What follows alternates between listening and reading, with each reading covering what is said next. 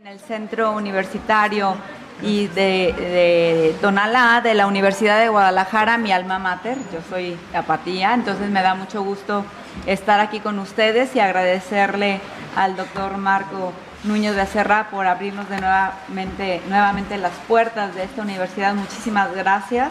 Y bueno, por ahí ya les daremos la sorpresa porque traemos ahí algunos proyectos para seguir trabajando actividades académicas de forma conjunta. La Escuela Judicial Electoral del Tribunal Electoral del Poder Judicial con ustedes. Y bueno, pues agradezco de verdad a todas las personas que están con nosotros, al alumnado, a los docentes y también a todas aquellas personas que nos siguen a través de las diferentes plataformas de la Escuela Judicial Electoral. Muchísimas gracias.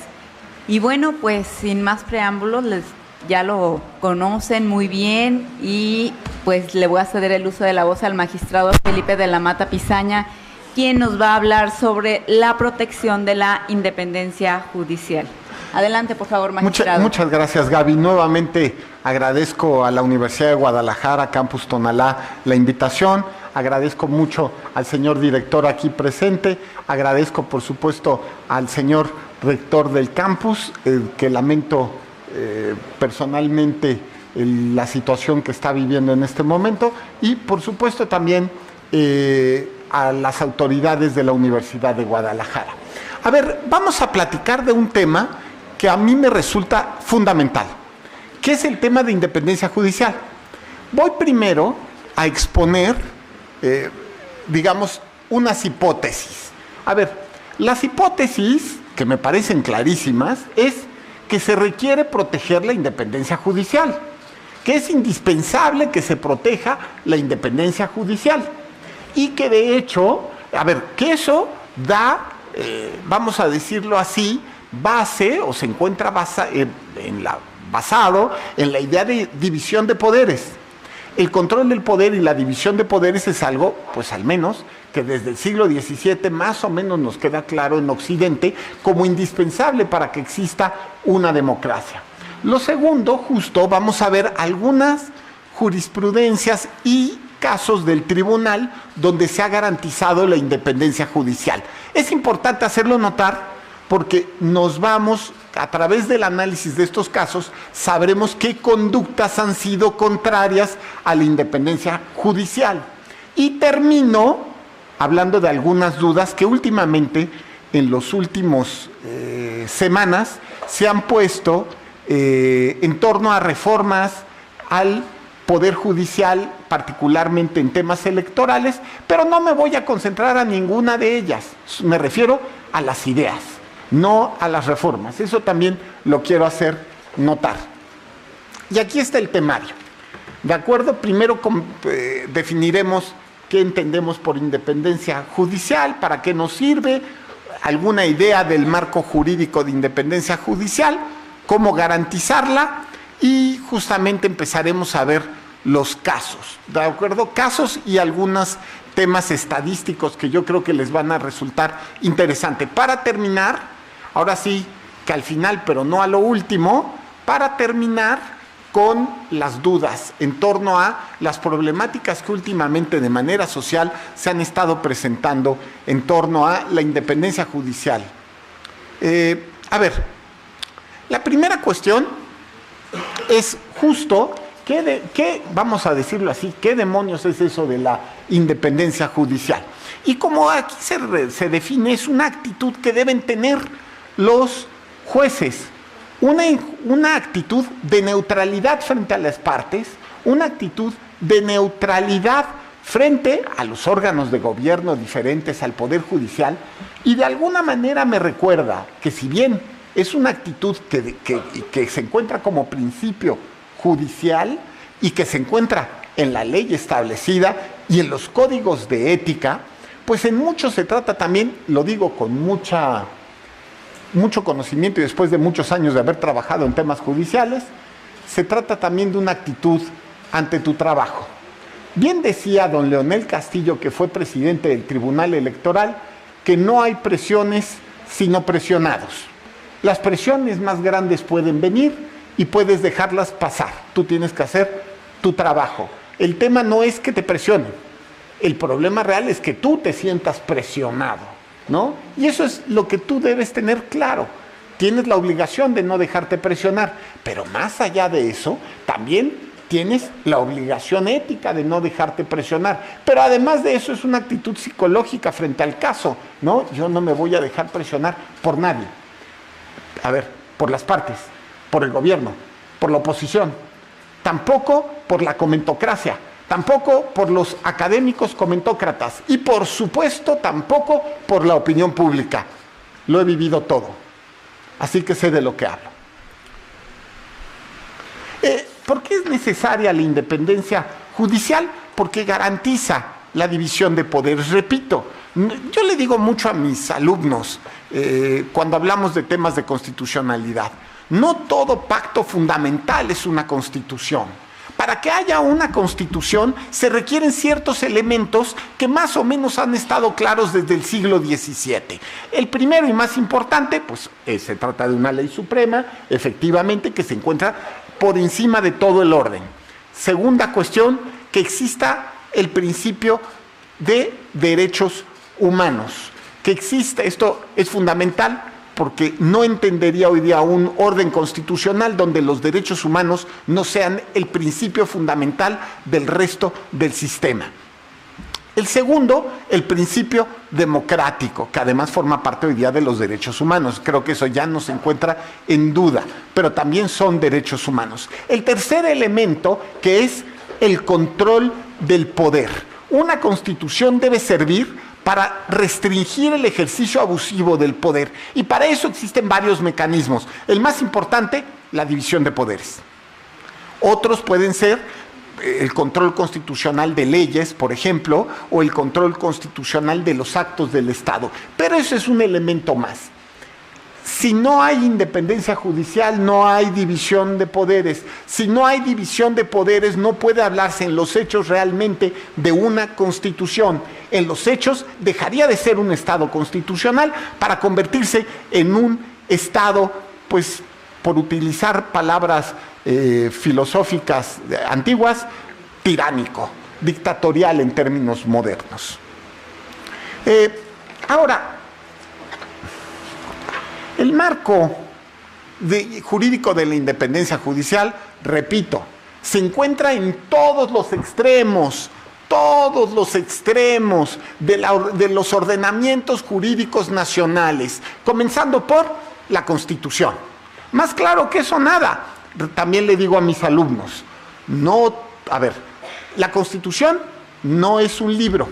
El libro llamado Constitución Política de los Estados Unidos Mexicanos, sí, efectivamente, es parte, y no todo el libro, pero bueno, es parte de lo que podemos llamar Constitución. Pero la Constitución se encuentra en otros lugares.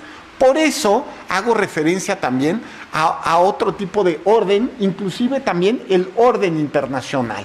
Por ejemplo, los temas de derechos humanos también son Constitución, aunque no se encuentren en el libro llamado Constitución. Y eso significa, y se los dejo de tarea para los chavos que estén estudiando ya el tema, que la Constitución es horizontal y no vertical, como se decía en el siglo XIX. Bueno, pero eso es otra historia. Vean ustedes cómo encontramos este principio de independencia judicial primero en la Constitución, donde en el artículo 17 se establece que se tiene que garantizar la independencia de los tribunales. En la ley orgánica del Poder Judicial, bueno, en la misma Constitución, también en el artículo 116, se establece como principio indispensable para los tribunales locales la independencia. En la ley orgánica también se establece en varias ocasiones respecto de cada uno de los órganos judiciales su independencia.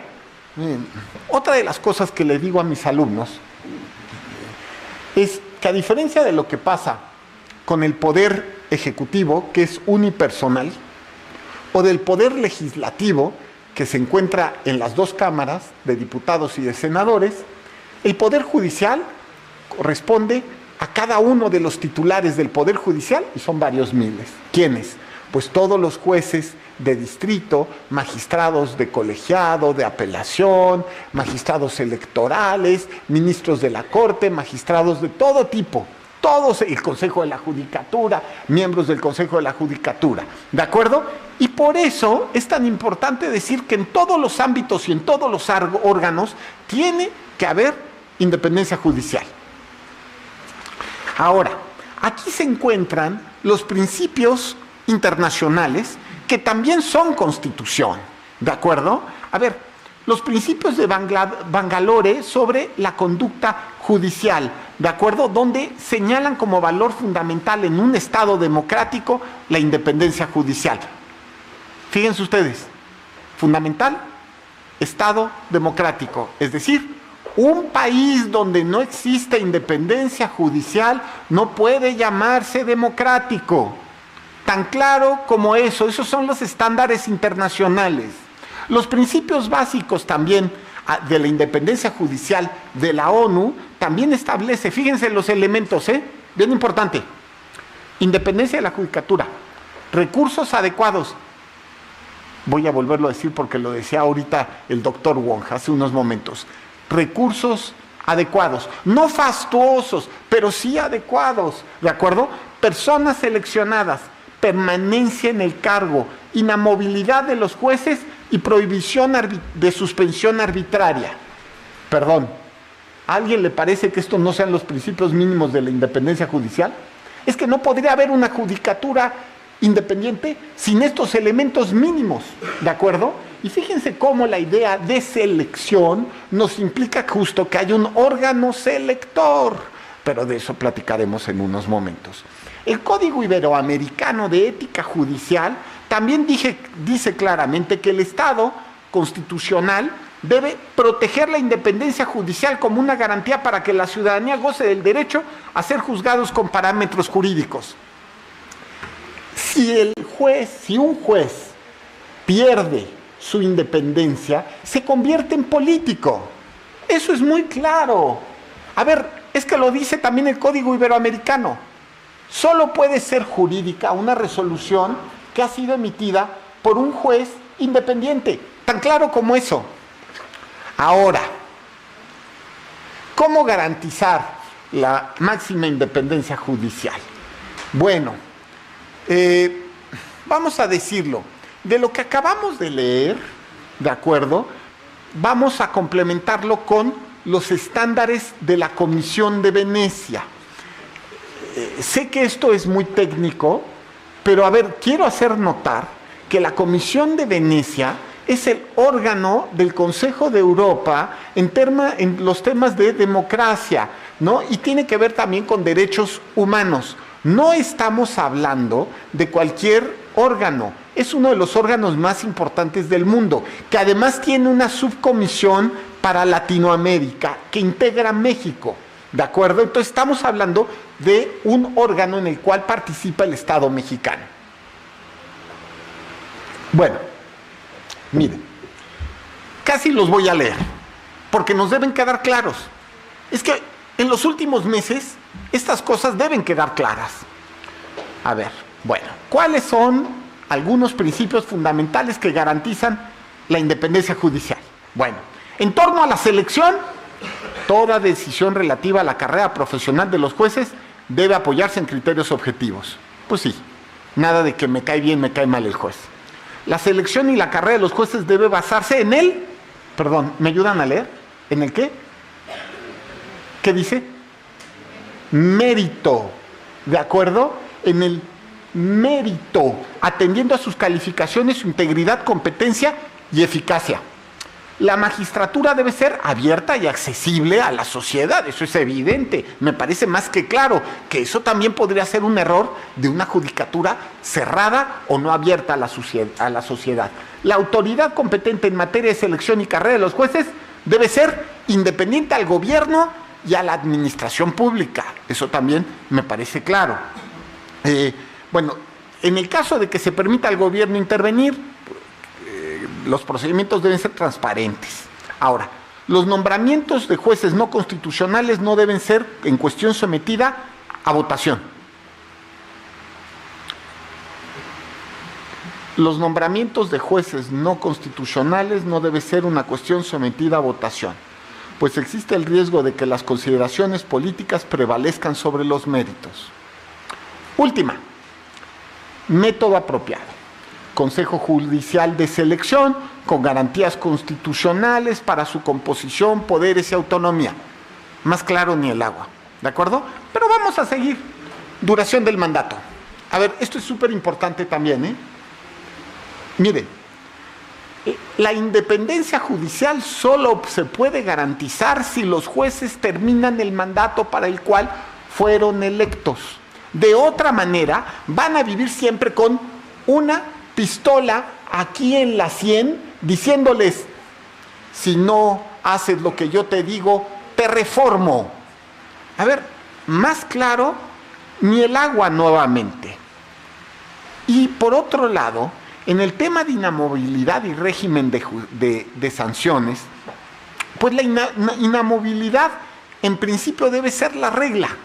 Esa es la verdad, con requisitos constitucionales y legales, pero los cargos en la judicatura tienen que en principio ser vitalicios, es decir, no pueden estar sujetos a continuamente ser renovados, porque si están sujetos a continuamente ser renovados, muy probablemente los jueces traten de quedar bien con aquel que, vamos a decirlo, lo propone para la renovación o a quien sea que lo va a renovar.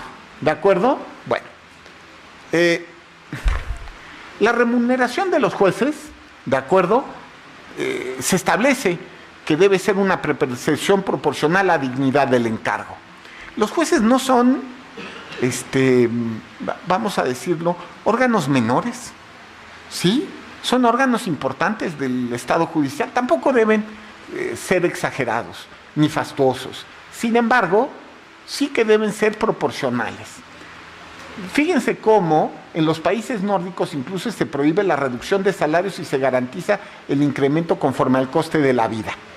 Es la misma regla que hoy día se encuentra en el artículo 94 de la Constitución.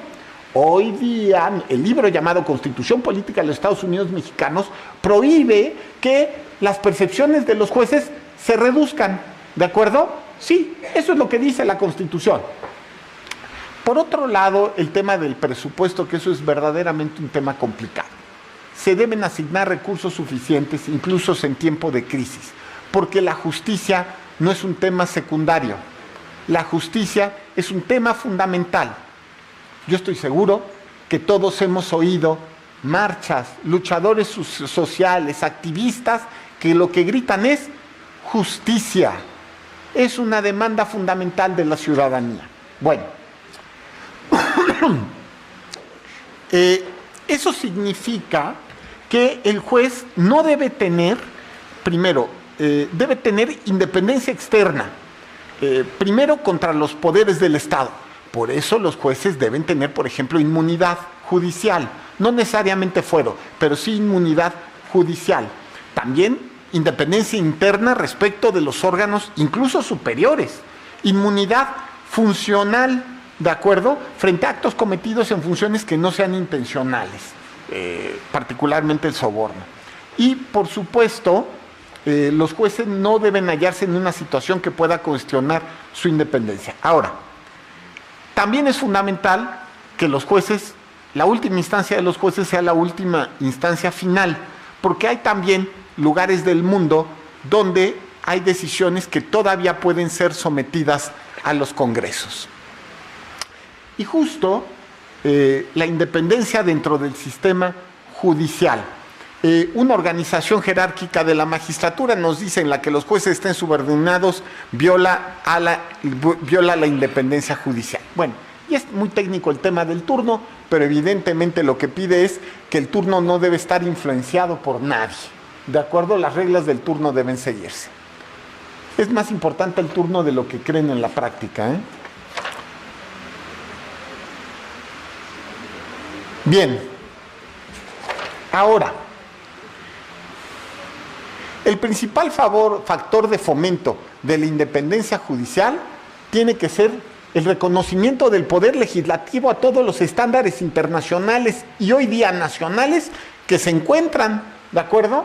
Esto es, que los jueces sean seleccionados por criterios profesionales, que tengan regla general, inmovilidad, que gocen de inmunidad judicial y justo que exista algunas fórmulas de estabilidad en el cargo, ¿no?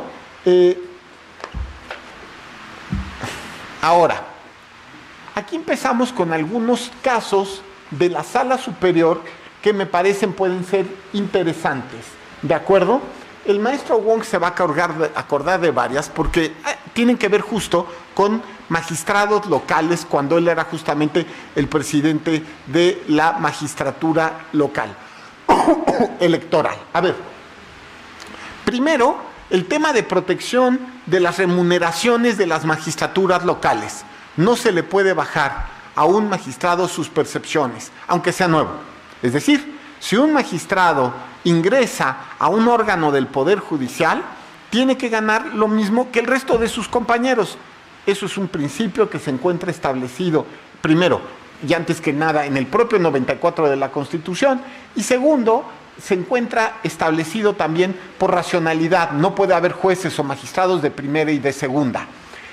La siguiente cuestión tiene que ver con el tema de autonomía presupuestaria. Creo que este fue el asunto que me acuerdo el magistrado Wong digamos, vivimos juntos, por decirlo así de alguna manera. No me acuerdo si es uno de estos tres ha de ser el precedente. Me acuerdo mucho en un estado del centro del país donde no podían, me acuerdo que nos invita el magistrado Wong a dar una conferencia al estado de Morelos. Ya dije el estado. Bueno, me habla. Vamos al estado de Morelos, ¿de acuerdo? Y nos dicen, no vamos a poder llevar a cabo la elección. ¿Por qué? Los del OPLE. Porque no tenemos ni siquiera para repartir los paquetes electorales. No tenemos, por supuesto, coches, no tenemos dinero para pagar taxis, y entonces pues no va a haber elección. ¿Cómo que no va a haber elección? No. ¿Y cuál es el problema? El problema es que el Ejecutivo local les había negado, les había negado entregarles las administraciones que les correspondían de su presupuesto, el presupuesto autorizado. Entonces, no les hago largo el tema, simple y sencillamente lo que terminó haciendo la Sala Superior fue amenazar al gobierno del Estado. O entregas la lana o te la descontamos de tus partidas federales. Así de claro, y se las entregamos nosotros directo a los consejeros del OPLE. Y me acuerdo bien que el que era en esa época consejero jurídico del gobierno del Estado rindió un informe de cumplimiento que lo único que le faltó fue mentarnos la madre, porque nos decía que nos habíamos excedido en nuestras funciones. ¿Por qué? Por tratar de restaurar el orden constitucional. Bueno, en fin, que se guardaba el poder impugnar el tema ante las instancias que fueran necesarias, ¿no? Y yo decía, pero no leyó la Constitución donde dice que el 99, que todas las sentencias del Tribunal Electoral son definitivas e inatacables. Bueno, y todavía peor, ¿no? Y sin embargo, y a pesar de lo anterior, iban a cumplir la sentencia. Bueno, al menos cumplieron la sentencia. También el tema de remoción del cargo, remoción injustificada y particularmente por órganos no competentes. Este caso se trataba de un órgano no competente de responsabilidad de los jueces, digamos, de los servidores públicos, que tomó la decisión que también iba a conocer de responsabilidad de los magistrados electorales locales. Se anuló y se envió el caso se revocó todas las actuaciones y se envió al órgano competente. Justamente el tema de elegibilidad en el cargo local y adecuado ejercicio del cargo, que también el cumplimiento de todos los requisitos que se encuentran en la ley, también es parte de la independencia judicial. Bueno, autonomía en el funcionamiento e independencia en la designación de los titulares de direcciones de los tribunales locales. Esto ha sido un tema que hemos estado estableciendo primero el Tribunal Electoral y después la Suprema Corte. Adentro de los tribunales locales no puede ser un órgano distinto a los tribunales locales los que designen a su personal interno. Pues es que es más que evidente. ¿Cómo que el Congreso va a poner a tal, ¿no? O yo qué sé, el Ejecutivo va a poner a cuyá. No, parte de la autonomía se encuentra en eso, justamente.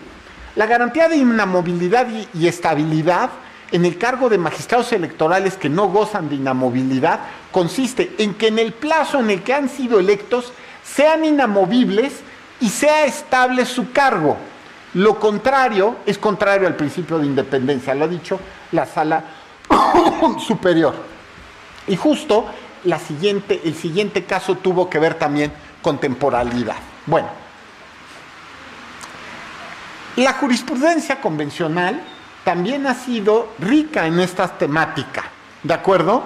No pueden correr a los jueces órganos, vamos a decirlo, por ejemplo, de los poderes legislativos, ¿de acuerdo? Cuando sea en la sanción de funcionarios judiciales y garantía de juicio justo debido acceso a la justicia, no puede ser esto hecho por órganos del poder legislativo. Y el caso es este contra Ecuador.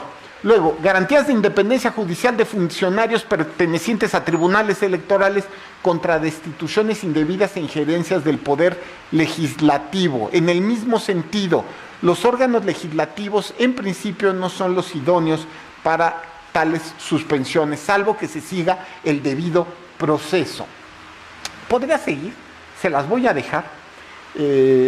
También están los casos de la Corte Suprema del Perú, si recuerdo bien el caso de Ecuador, tengo la idea de que en Bolivia también hay un caso, y en todo lo que se establece es que no puede ser a través de la simple reforma legislativa que los órganos constitucionales sean suspendidos en su existencia. Bueno, ahora vamos a ver algunos datos. Toda la teoría está muy bien, ¿están de acuerdo? Bueno, esto es Latinobarómetro de 2023 y se refiere a toda Latinoamérica, ¿de acuerdo? No solo a México. A ver, fíjense ustedes, ¿cuánta confianza tiene usted pues en los órganos respectivos? ¿De acuerdo? Vean ustedes cómo, lamentablemente, en Latinoamérica solo el 5.8 de las personas le tienen mucha confianza al Poder Judicial. Algo, el 27.3, poca, el 37, y ninguna, 27.3. Ah, perdón, me falta una más. Ahí está. Es lamentable. Creo que sí tiene que ver con que tiene que haber una autocrítica del Poder Judicial en torno a este tipo de temáticas, yo me refiero sobre todo al tema electoral, cómo mejorar la percepción ciudadana. Eso sí que debe ser un tema que ocupe a la judicatura. ¿Cómo hacerlo?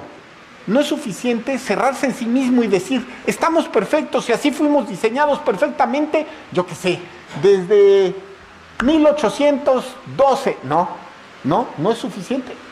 Se requiere preguntarte si está siendo la judicatura de los tiempos. Eso también hay que decir, se necesita una autocrítica. Los jueces del siglo XXI no pueden ser los jueces del siglo XIX o del XVIII o del XVII. Los jueces del siglo XXI tampoco pueden hacer su trabajo de la misma manera que se hacía en el siglo XIX. Eso también me parece evidente. Pero también es verdad que mientras los jueces entendemos eso, mucho de nuestro problema es, pues, que somos abogados y que pasamos exámenes para poder llegar a nuestro cargo. Y eso significa que dada esa circunstancia, pues, estamos en una condición desfavorable. ¿Por qué? Estamos en condición desfavorable porque no sabemos ni comunicarnos con la sociedad de manera adecuada, ni tampoco somos políticos. Y por lo tanto, tampoco es que necesariamente seamos populares, y bendito sea Dios, porque los jueces no deben ser populares, tienen que hacer lo correcto. Ahora, por otro lado, vean ustedes otros órganos del Estado y comparen los porcentajes en Latinoamérica y se darán cuenta que en el Poder Judicial, el Congreso y partidos políticos, pues más o menos ahí van un quien vive, ahí va un quien vive. ante las respuestas de cuánta confianza le tienen, más o menos es un quién vive. Miren, Poder Judicial 5.8, Congreso 5.3, partidos políticos 4.6. Donde sí ya llega un momento en que sí hay un, vamos a decirlo, arrimón de carrocería, es cuando está tratándose del presidente de la República.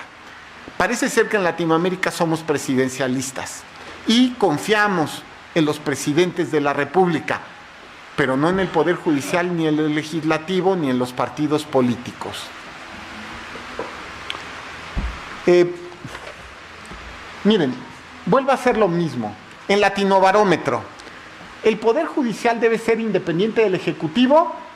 Muy de acuerdo, 12.8. Solo 12.8. ¿Cómo? ¿De verdad? Bueno, de acuerdo, casi la mitad. Va. Desacuerdo 24.2 y muy en desacuerdo 5.4. Órale. No tenemos idea de lo que hacen los jueces y su importancia. Eso es lo que yo puedo sacar.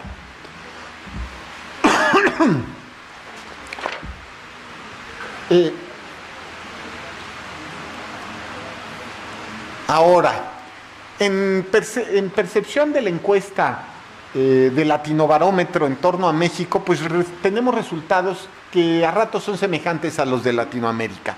¿De acuerdo? No quise poner los números específicos, pero que nos sirven. ¿De acuerdo? Es relativamente similar a la del Congreso, mayor a la de los partidos y menor que el del presidente y las instituciones electorales. ¿De acuerdo? También es verdad que es variable. ¿De acuerdo? No es lo mismo la jurisdicción federal que la local. Y por otro lado, la confianza pues depende, es un tema subjetivo. También eso es verdad, repito, creo que uno de los grandes deberes que tenemos es el de comunicar. No sé si lo estamos logrando. Yo en lo particular hago un esfuerzo por tratar de mejorar el tema de percepción ciudadana, aunque seguramente lo he hecho de manera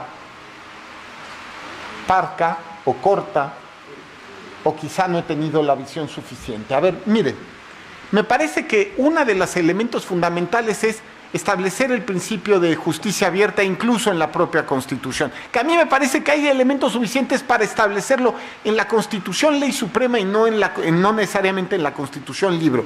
Hay suficiente para decir que existe. Fíjense cómo me parece que tienen que llevarse a cabo sentencias claras y entendibles, transparencia en la toma de decisión, eficiencia, publicidad, ojo, publicidad de todo, comunicación efectiva, capacitación, implementación de justicia digital, aunque ahora eso esté apenas en pañales en temas electorales, y una cultura del derecho electoral. Todas esas cosas el Tribunal Electoral lo ha intentado de implementar, seguro de manera insuficiente. Pero bueno, es mejor sin duda intentarlo y echarlo a andar. Bueno, ahora sí viene la duda, y aquí es donde vienen las preguntas que yo me hago respecto de los temas que ahorita se encuentran en duda en nuestra sociedad mexicana. ¿Es contraria a la independencia judicial la elección popular de jueces? Yo respondo de acuerdo a mi criterio académico. ¿De acuerdo? Estoy en una universidad y voy a hablar como profesor universitario que soy, afortunadamente, desde hace más de 25 años. La respuesta es sí. Contundentemente sí. No es la elección popular de jueces la vía correcta. A ver, ¿cuál es el primer problema de que sean jueces? ¿De acuerdo? La primera cuestión es, o sea, que sean los jueces electos por la vía de la elección popular. La primera cuestión es, si los jueces son electos por vía popular, a mí se me hace que van a dejar de ser jueces. Recuerden, profesionales del derecho, capacitados extraordinariamente, al menos en teoría, y así debería ser siempre, pero bueno, al menos en teoría, capacitados perfectamente para resolver solo conforme a la Constitución. Dejarán de ser jueces y se convertirán en políticos, así de claro. ¿Y uno por qué elige a su político? ¿A poco lo elige porque tiene 3 doctorados y escribió 8 libros técnicos? ¿Verdad que no? Uno elige al político pues porque tiene una sonrisa encantadora, porque baila el acerejé, que eso es algo de los 2000 que ustedes ya no conocen, pero bueno, porque uno elige al político por otras razones y ninguna es la correcta. Se trata solo de razones equivocadas en tratándose de elección de jueces. El más guapo, el que mejor baile, el que mejor cuente chistes. Ahora, la siguiente cuestión es, si partimos del principio que ya no serían jueces sino políticos, viene un tema. ¿A poco los políticos juzgando a otros políticos van a ser más imparciales? ¿Los políticos no tienen agenda propia? ¿A poco les vamos a dar la iglesia, vamos a dejar la iglesia en manos de Lutero? Sí, bueno, vamos a elegir al más guapo y al más tonto. O al más guapo y al que se deje presionar por los poderes fácticos. O vamos a elegir simplemente a uno que no se deja presionar, que es muy listo, pero que tiene agenda propia y le queda muy claro. Después de ser juez, él va a ser presidente de la República. Y para eso, pues tiene que meter a todos sus opositores a la cárcel. Por ejemplo,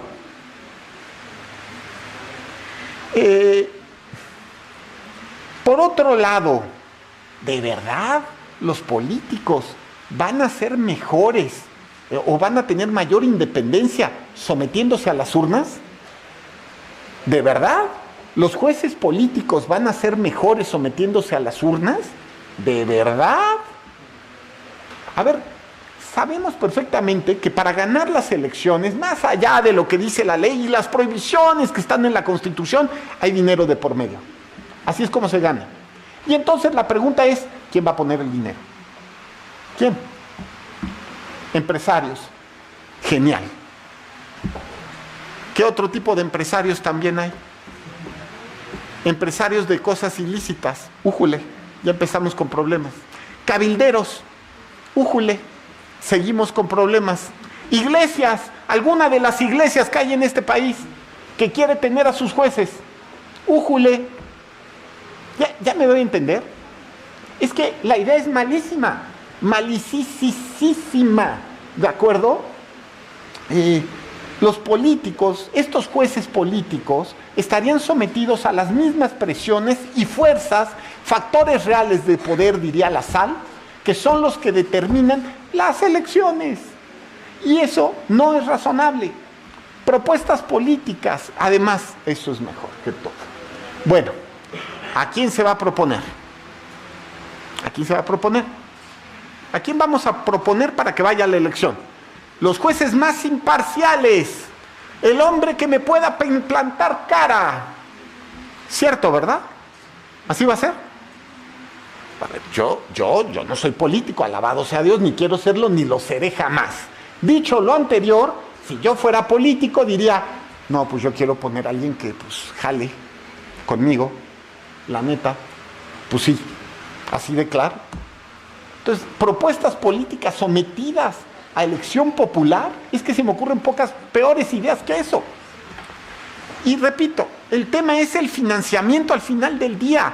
¿Se acuerdan de lo que decía Bill Clinton, que ustedes jamás vieron nacer, o sea, nacieron después de Bill Clinton? Pero bueno, que decía, él ganó la elección de Estados Unidos, a pesar de que era una elección muy difícil contra George Bush padre, porque supo identificar el problema y dijo, it's economy stupid, ¿no? Es economía tonto. Bueno, no es tan grave decir estúpido, ¿cierto? Bueno, es la economía estúpido, así de claro. Bueno, en una elección yo diría, it's economy stupid. Es la lana. ¿De dónde vamos a sacar el financiamiento? Es que está prohibido el financiamiento. Claro, hombre, siempre ha estado prohibido los topes, los gastos. Y desde entonces, desde que está prohibido, no se obedece la ley ciegamente, ¿cierto? ¿Qué nos dice que en la prohibición absoluta, por ejemplo, sí se cumpliría?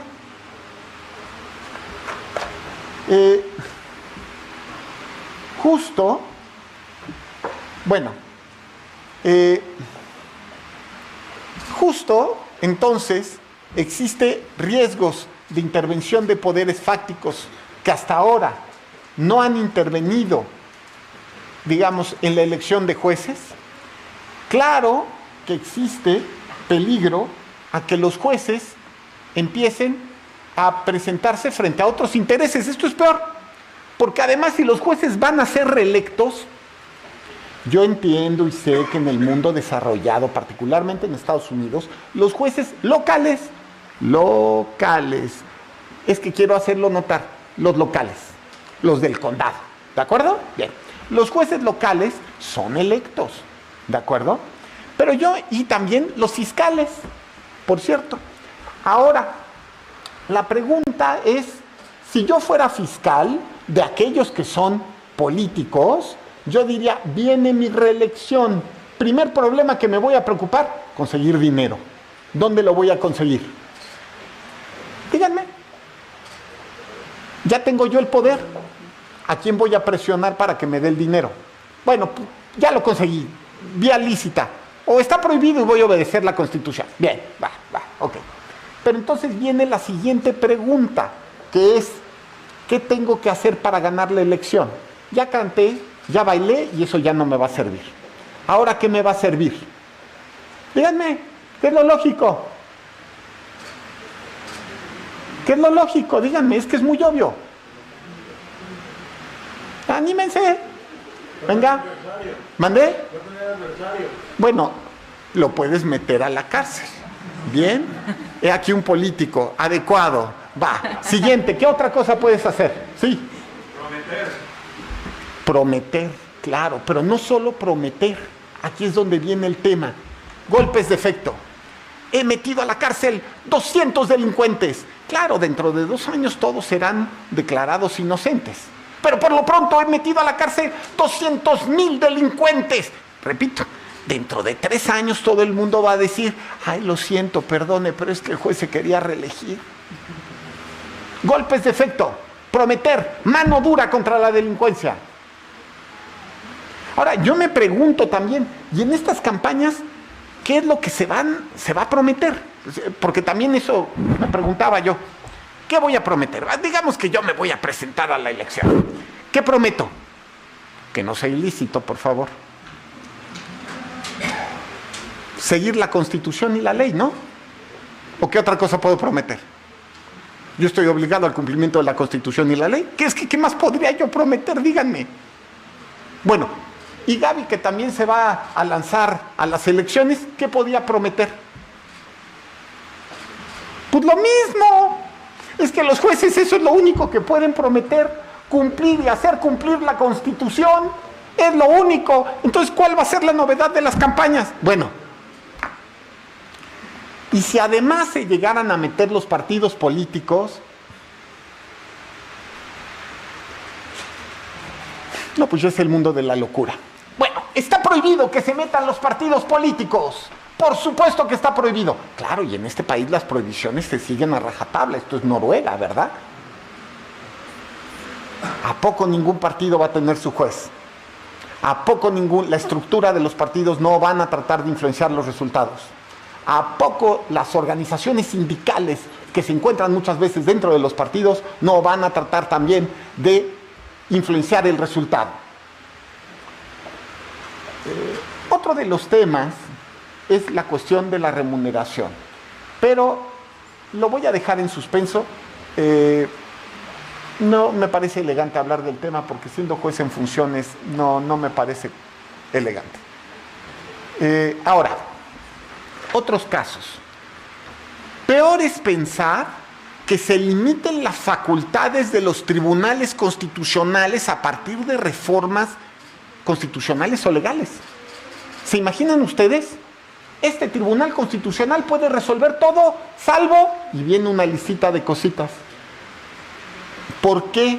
Porque no le conviene al gobierno. Chirriones. La autonomía de los jueces también se encuentra en que tengan plenitud de atribuciones. Y sí, van a ser impopulares. Y no van a tener legitimación democrática, pero tendrán legitimación constitucional, que es la única que nos debe importar.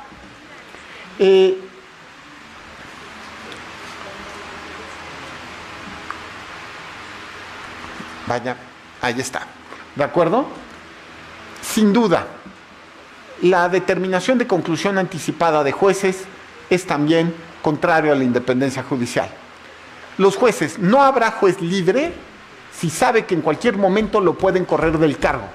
Si no se somete, lo corro del cargo. También los jueces comen 3 veces al día, ¿de acuerdo? Y quieren tener trabajo. Y por eso estudiaron y por eso llegaron a donde llegaron, buscando ese trabajo que, por cierto, es el privilegio más grande que puede tener un mexicano. No sé si aquí hay alguien que quiera ser juez. Es la cosa más maravillosa de la tierra, se los digo en serio. Y es un privilegio y un honor del que muchas veces yo me siento no merecer, de verdad, de tan grande que es ese honor. Ahora, fíjense ustedes, la conclusión anticipada siempre llevará a la pérdida de independencia judicial. Estándares internacionales, incluso no habría razonabilidad en cualquier tipo de tema al respecto. Bueno, quiero decir, y lo voy a reiterar, ya estoy terminando mi conferencia, que voy a colgar en internet, por cierto. Quiero decir que no me estoy refiriendo a ninguna iniciativa, ¿de acuerdo? Ninguna. Estoy hablando de todo en abstracto.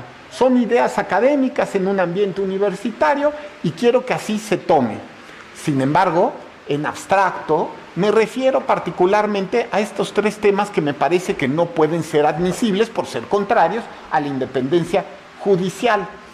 Porque garantizar la independencia de los jueces en cualquier estado constitucional de derecho es indispensable para que exista constitución, para que exista democracia, para que hayan derechos humanos. Nada más. Tiene que, por otro lado, no olvidarse que no somos una isla en el mundo. Este tipo de cuestiones deben resolverse conforme a los estándares internacionales. Es decir, tenemos que leer, lo digo así, los tratados internacionales aplicables para el Estado mexicano. Es de repente una buena opción para resolver los casos jurídicos y para entender el sistema constitucional. Y debe justo privilegiarse la fortaleza del Poder Judicial. Eso es importante. Ahora, eso no significa que no haya una autocrítica por parte de los jueces. Es y debe ser incrementada la percepción ciudadana. Deben hacerse políticas judiciales adecuadas para que aumente la percepción ciudadana en torno al trabajo de los jueces. Sin embargo, también lo quiero subrayar, sin embargo, también es verdad que los jueces tenemos un problema grave, que es somos abogados y nos hemos dedicado al trabajo judicial de toda la vida. Entonces, no somos expertos en comunicación social. La nueva problemática es cómo socializar el trabajo de los jueces. Y bueno, concluyo. La elección popular de la judicatura no garantiza la independencia judicial. Al contrario, y lo digo con toda claridad, representa un riesgo latente. Muchas gracias y los invito a que me sigan en mis redes.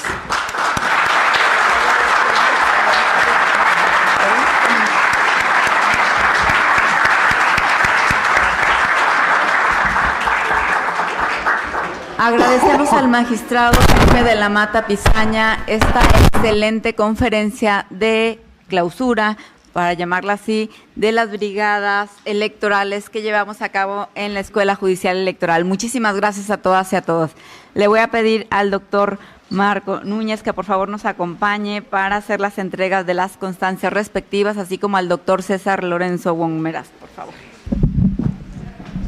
Bueno, pues muchas gracias a todos por haber asistido a este importante evento Brigadas Electorales y sin más preámbulo, yo quisiera otorgar en primer lugar la constancia de participación que hace llegar la misma Escuela del Poder Judicial, de la Escuela Judicial Electoral, del Tribunal Electoral del Poder Judicial de la Federación, en primer momento a César Lorenzo Wong-Meras por su participación en la Brigada Electoral que ha organizado esta misma institución. Muchas felicidades, César, y muchas gracias.